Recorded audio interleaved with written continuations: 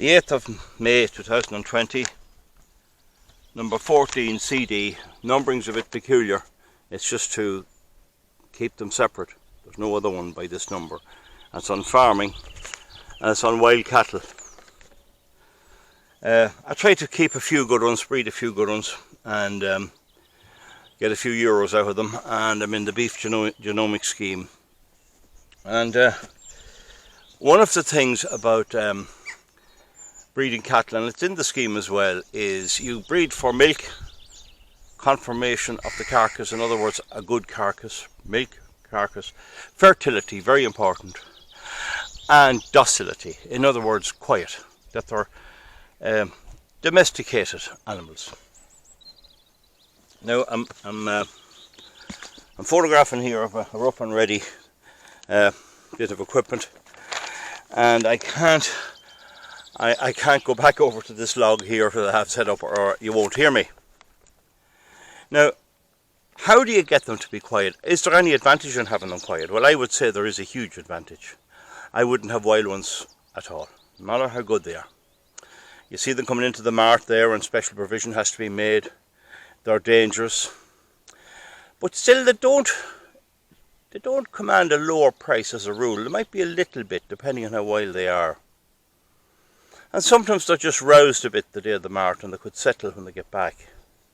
And some people have great holding facilities, but I've known farmers, good farmers, to buy bullocks and heifers and have to bring them back and have to get them back to the owner. And I've seen the mart making them do it because it's implied in the sale agreement that the cattle are normal, that there's no illness with them. So how quiet can you get them, and what's the important thing? Well, I find myself that you breed in the long term. If you're breeding, make sure you breed include quietness. Make sure. It'll not always be easy because you'll have a heifer there or a cow and she's a good milker. She's good in every other way, but she's a bit wild. Well, what you could do there is try and breed her to a quiet bull and try and get her traits back, the three traits, the milk, the fertility and the carcass, and weed out the wildness. Weed it out. No one wants to be running after cattle in this day and age. The other thing is your approach to them, and there's some woman, she's from somewhere out in Europe, but she's living in America. She's done a study on cattle, and it's very interesting. I mean, they have a sense, they can sense a lot of things. And one thing is, when you go to look at them every day, is don't just plough up and raise them. You're much better keep them quiet. They'll look at you and they'll say, what's he coming for? Have we to move? Is there something up? Are we going to be put out of here? And we all know that cattle that's a long time about a place are very hard to load. So the thing about it is, I'm just going to walk over here now and do my normal daily look around of these few cattle. Good.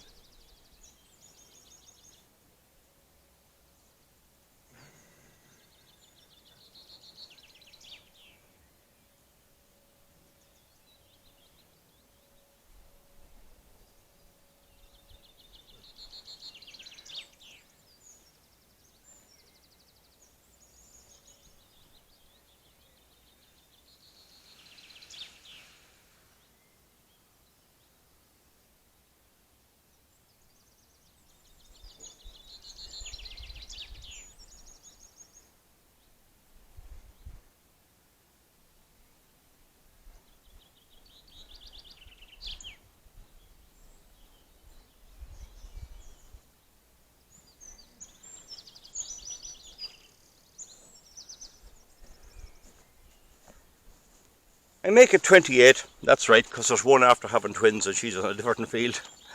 And so that's alright. But you can see the way I go about them anyhow. Whether it's right or wrong, people might laugh at it. If you're not going to raise them for the day, you don't want to move them or anything like that.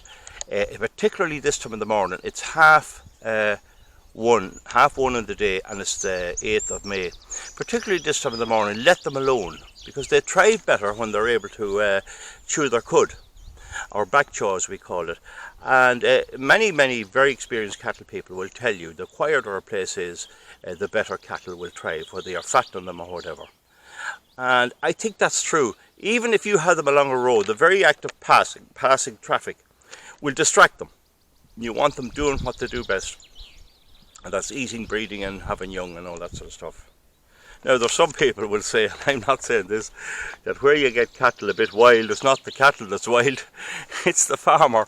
I'm too cute to make that point or to back it up, because if I'm having a drink after the mart, I could be in for a bit of a roasting. But anyway, the thing is, in your breeding scheme, keep it in mind. Keep the thing to breed out. If you have a choice of two and one's wild and the other isn't, then try get rid of the wild one if you can. And remember, when you go in to buy heifers particularly, or any cattle, you could be buying ones that somebody else is getting rid of, and you have to take that into account. And there's a skill in it. There's a skill, and a lot of people go in and check them out before the mart. And you have to also be ready to accept that sometimes cattle could be upset that day with the whole menagerie, and they could be after being beaten and everything. So it's a skill. I won't go along to how to say it. I won't go along and tell you how to do it. But I like the whole idea of a quiet herd, an easy to manage herd, and if you get 3 or 4 years breeding, or even 5 or 6 years. I'm now breeding now since 2005. You should be at the stage where there's no wild ones. There's no big glory in having wild cattle, none at all. None at all. And best thing is not to have it. Now, am I leaving anything out at that stage? No, I hear an airplane going over. I'll check it later. Is it a covert one full of people, or is it a freight one? I don't know. But that's the story. Grass is scarce enough in the country. It'll be late enough this year. But there's great feeding in the grass this time of year. Great feeding. It doesn't take as much to do them. A wee drop of rain will do no harm, but I might be murdered if I said we want to get a lot of it. So I'll just have a look at them now. So remember again, you bear it in mind when you're breeding, when you're selecting heifers, and also when you're selecting bulls. I mean, the quieter bulls may be hard to calve, and you'll have this problem. I mean, there's a great Limousin bull, Zag, and he's a gift. He's as easy to calve cattle as you'll get, but it can be a wee bit frisky with him, but not too much. I have a few calves. They do quieten down after a while. I think he was the best bull ever come around. Now, the other thing is, the Limousins, as we all know, they're rough cattle, and if they're not selected, they'll be very rough. So whereas you'll get away with a Charlie, or a black whitehead, or a red whitehead, a Hereford, or a Shorthorn, or as I say, a Simmental, you generally get away with them. But the Limousins have to be watched. You want the quieter breed of the Limousin. You want to work towards that all the time. I believe with AI, you're coming to a stage where it won't be that long till nearly all Limousins will be quiet. But yet, my heifer that calved for the first time yesterday, it's 2 days ago, sorry, she had twins, and they're wild enough. I let them out on their own up there. They're wild enough. There's a wild streak in them, and just be aware of that. But they're good cattle too. So all of that, we'll just take a wee look around, and I'll be signing off now in a minute, and give it a like if you do. I hope I'm not forgetting anything. Bear it in mind when you're breeding. Bear it in mind when you're buying. Bear it in mind when you're selecting sires. Keep it all in there, and over time you should be able to get all the other traits in your cattle and have your bit of quietness and a wee bit of comfort as well. It's better for you. It's better for the animals, because they're quieter, they're not as distressed. I saw that cattle had to be shot in some cases by the army, my word. And but I saw cattle, you come into the field, they'd be half a mile away, they'd go through anything. And that's another important point. Fencing. You don't want to be all the time going around fixing fences, and you fix one today and something bulls through it, and they will go through it. The way cattle get through fences, and electric fences, is they wait till there's a group of cattle, maybe a couple of youngish ones, and they wait till the young lad is up again the electric fence, and they give him an unmerciful wallop, and he's pushed out through the fence, and he gets the shock, and then they can all move out. I saw them doing it. It's a trait of cattle. They're cute enough. So right, we'll have a look at these, and I hope that's all right. Give it an old thumbs up if you can. This is for farming. If you're not a farmer and you don't like this, please just move on to something else. We'll have something else. It's the 8th of May, right?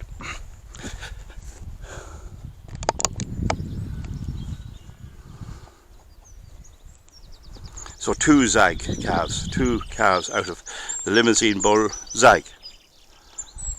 Great bull. In my opinion, one of the best bulls Progressive Genetics ever had.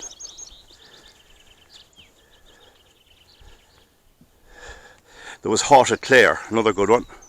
Some of them bigger cows are Haute Claire. And when you hear this COVID-19, you'd like to think it was a name for a sire, for a bull. You could just imagine them on the catalogue.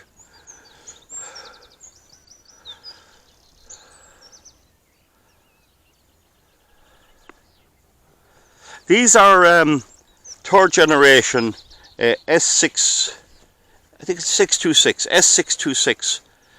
Ashley Victor. He was the London champion in 2005, and I out the straw especially. And they were great cattle. They were great cattle, London champion bull. You can often order the straws there for €50, and you'll get them like that. So, another one there. And then we have this one here. So that's basically it, folks. Thank you for watching in, and we'll get moving on that now. Bye.